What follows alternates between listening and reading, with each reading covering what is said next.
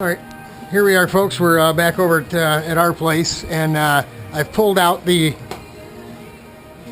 temporary little partial piece out of the mold, and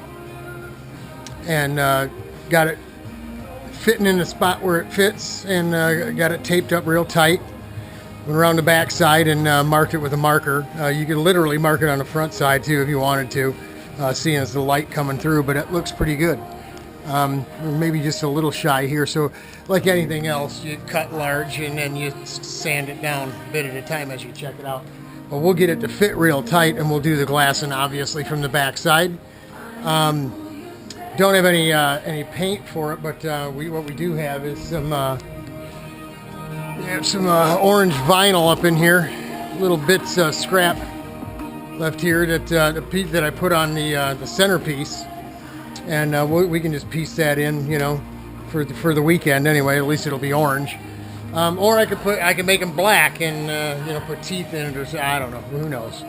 We'll probably just put the orange stuff on. But that's it. We'll get those cut out and fit in there. Don't know if we're going to bother doing that today or not, but it's pretty straightforward stuff.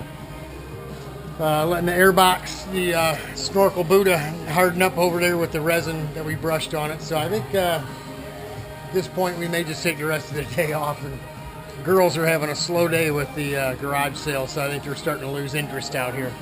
It's only about 2 o'clock, but they haven't had too many people stop by. So that's it. We got the pieces made. It's just a matter of cutting things up, gluing it together.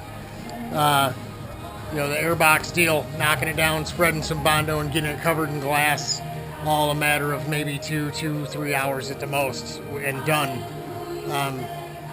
So things are moving along, although we had a couple of days where things were not going real well. Changing our mind about design and stuff like that. We'll get caught up. We'll get caught up this week. That's it for now. God bless y'all. We're praying for you.